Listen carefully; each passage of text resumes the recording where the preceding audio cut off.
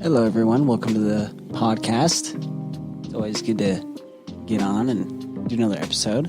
I'm your host, Mark Rowley, and I hope you guys are having a good week. I've had a very crazy week. That's why this episode got out a little later than expected.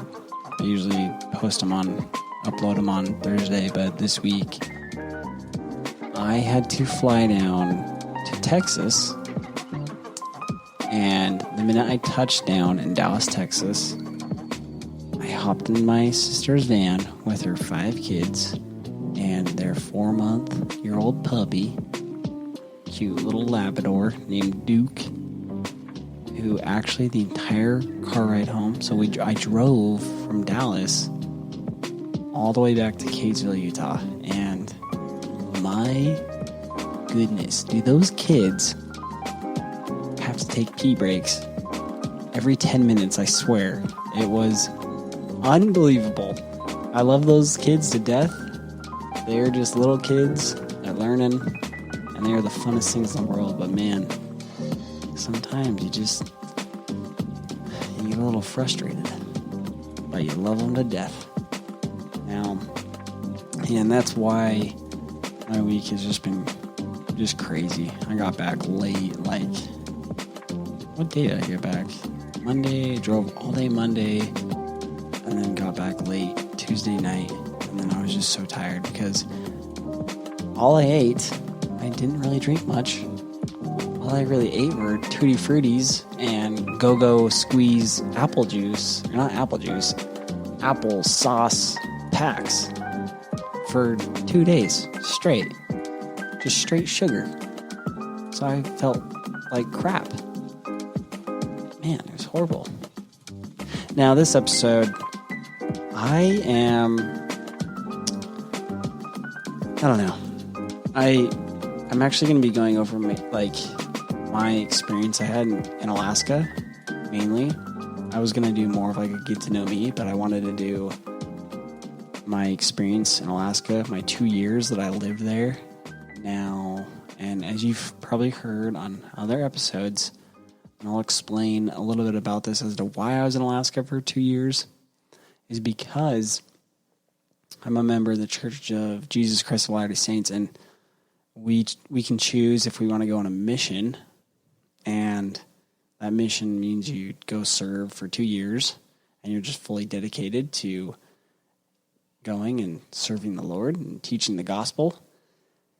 And you don't get to pick where you want to go. You submit your papers into the church headquarters, and that's where the prophet assigns you to a location of whatever mission he feels is going to be best for you. That could be the Philippines. That could be Thailand. It could be Florida.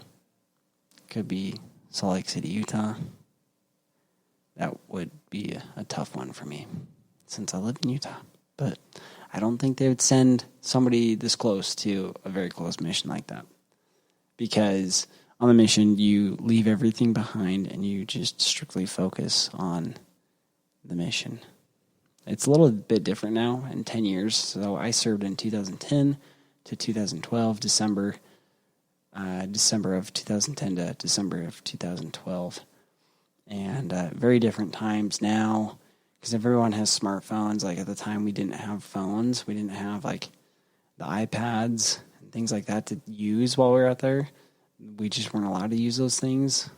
And and now they do just to give them good resources to get around and teach and all sorts of really cool stuff. So I wish I had those resources, but at the same time, I loved kind of how it was for me. Now, Alaska. I'm going to go through just kind of the places as where I lived and what we did and what I experienced, because I experienced a bunch of crazy things that I honestly don't even believe I went through it. Now, any of those shows that you see on the Discovery Channel that are about Alaska, that is the truth. That is That's Alaska. There's no faking in those shows. That's exactly what it's like. It's just really wild. The people are insane. I don't know why they go there, because parts of it, there's nothing. But there's some really beautiful places of it. So if you ever get a chance, take a cruise to Alaska, go up the southeast, the only way the cruises go, because they are beautiful. So beautiful. Like, I can't describe how beautiful it is. My words and pictures don't do justice.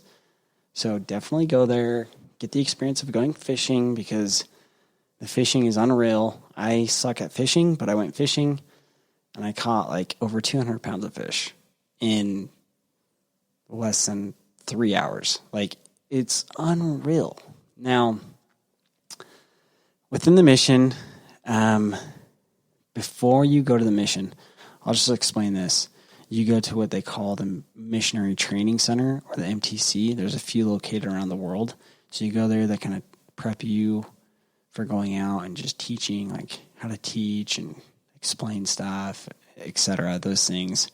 And if you're learning a language, you learn more of the language there. So keep in mind, if this was a area where I had to learn a language, they would try to teach you as much as you can, regurgitate of a language within like 6 weeks, or like 2 months, 2.5 months, or something like that. I think that was the most. And they would just be like, all right, send you out to a mission, and you have nobody to talk to but your companion, who's probably a native of the area. Could be down in Mexico, could be Brazil, could be Italy, you name it. And they don't know any English, so you're just forced to learn language. So if I had to learn a language, oh man, I'd be in big trouble. I was already in big trouble as it is learning English.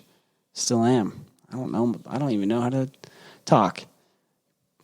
But that's where I should probably do my little drum roll thingy. If you maybe heard that on my last one that I did. But the Alaska. Wow, lost my train of thought. All right, so we fly in. After the MTC, we were there for 2 weeks, flying to Anchorage, Alaska. And Anchorage, Alaska, no joke, it's like laid out when you're flying in, a lot like Salt Lake City. So we were like, what the heck? This looks like Salt Lake City. It's like they flew us back to Salt Lake City, and we were being punked. It's a super beautiful place. The minute we got out, we go to the mission home where the mission president lives, and he helps control the mission, directing everything, etc. Tons of things like that. So we get there. Anyways, the minute we land, mission president has us go out, and we tracked. We go knock on doors with somebody that he signed us to real quickly, and we had like nothing warm. We were just in like a suit, and it was like negative 20 degrees, so it was freezing cold. So we did that for a few minutes, just they wanted to have us experience Alaska right away. Anyways, so the mission president directs where all the missionaries go, with the cities, villages, towns, etc. And he assigned me to my first place, which was in North Pole, Alaska. And North Pole, Alaska, I remember the morning. So after we get there, we landed, went to the mission home, got ready for the next day, woke up, and he was supposed to assign where we go and tell us like later that day.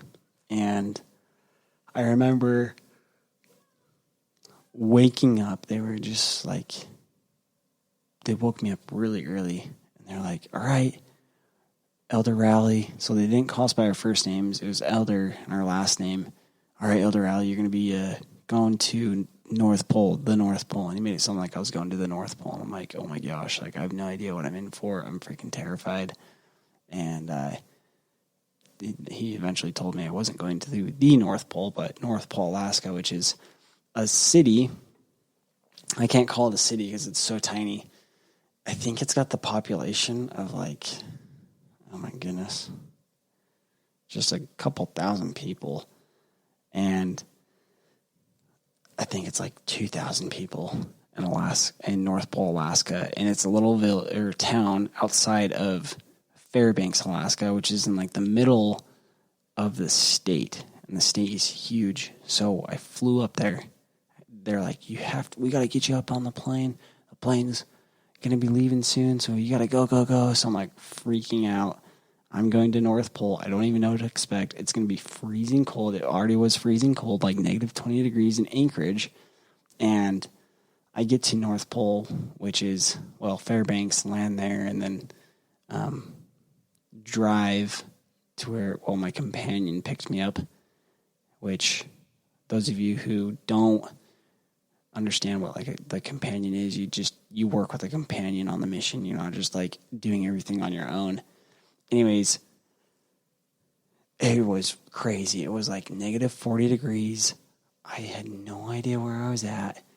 I was terrified. I'm like a 19-year-old kid out there doing all these things way, way far away from home. And I wasn't like culture shock or anything or homesick. I never got like that. Thank heavens. I'm just not like that type of person. And it was really cool. I just remember it being super cold. And I was there in this area for about 4.5 months with that companion for like 2 of those months. And then another companion came in and we worked together. Now,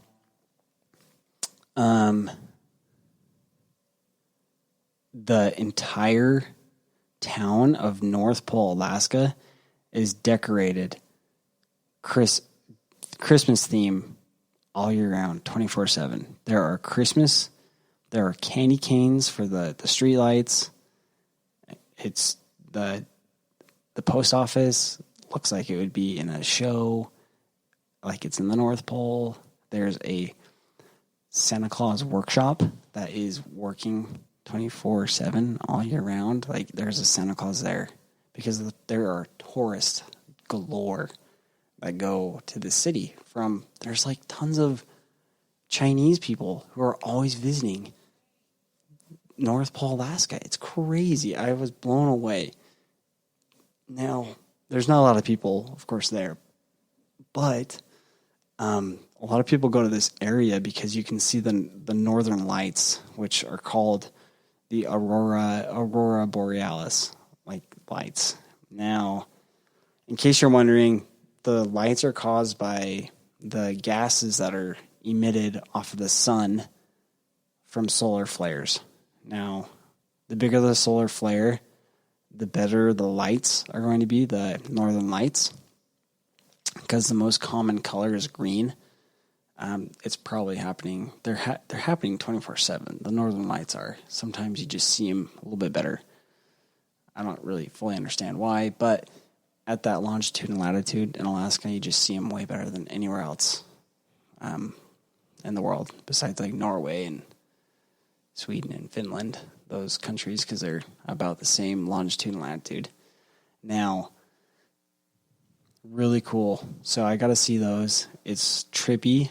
It doesn't seem like it's real because there's like these lights that are just floating around and dancing is what they call it in the sky. So I got to see those there, and that was really cool. I also got to go dog sledding. People in Alaska, they're not just like riding dog sleds everywhere. They used to. People are civilized. They've got cars, but they do ride snowmobiles. Like everywhere too, though. So very different up there. Now, so I gotta see and do those things, which is really cool. The dog sledding is unreal because those dogs are just like crazy with how they run. They poop on the fly, which is really gross, but hey, they like to run, so they don't want to stop. I understand. For all you runners out there, up your game. You got to be like those dogs, you know?